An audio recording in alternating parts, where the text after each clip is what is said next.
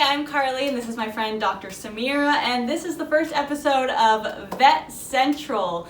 We hope for this to be an ongoing segment, really fun, really educational, and the idea for it kind of came about because, well, I'm a pet owner, and I'm sure I'm not alone in this. I'm spending a lot more time at home with my pets these days, and I'm kind of noticing different things that I never noticed before, and it's bringing up questions. So I thought, why not ask a professional those questions? And you could submit your questions as well. So if you have any questions that you'd like to ask to be featured in a segment, send them to carly@kiss1023.ca. That is Carly with a K.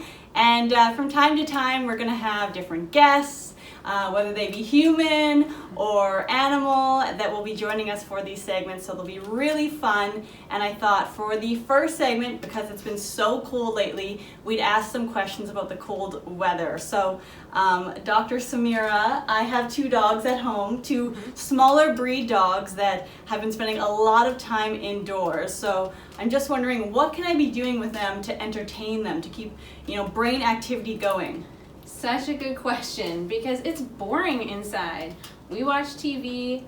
Dogs sometimes watch TV. I know I started watching The Lion King in 4K with my cats, and they got really, really excited about that. So if you have 4K, they might be into it. But for dogs especially, they really need to work their brain, work their nose. They need to be looking for things all the time. So I really like suggesting using things like treats rolled up in towels, so you can make a little food puzzle for them.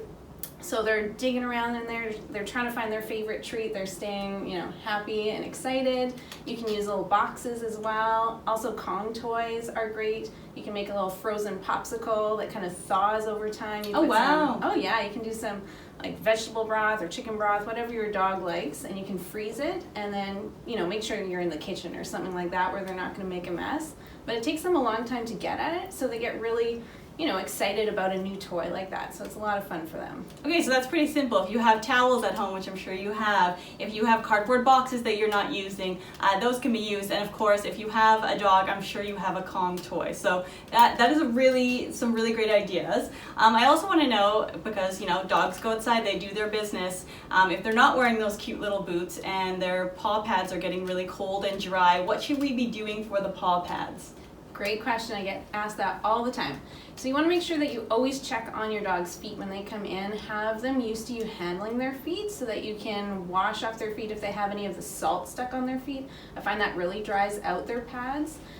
Making sure that you dry them really well after each walk outside is also really important. And the ice especially can get really sharp, so just inspecting those paws to make sure that if there is a little bit of an abrasion, you're noticing that right away. You can use things like Vaseline or vitamin E oil, are really great natural moisturizers for their feet. But I like to skip things that have any fragrances, because then they just want to lick their feet, which makes it worse. Yeah. Did you say coconut oil? I didn't say coconut oil. Coconut oil is safe for that, but it smells really good, so they're gonna lick it. Okay. Yeah. Okay. And is there anything else you want to add about the cold weather and animals?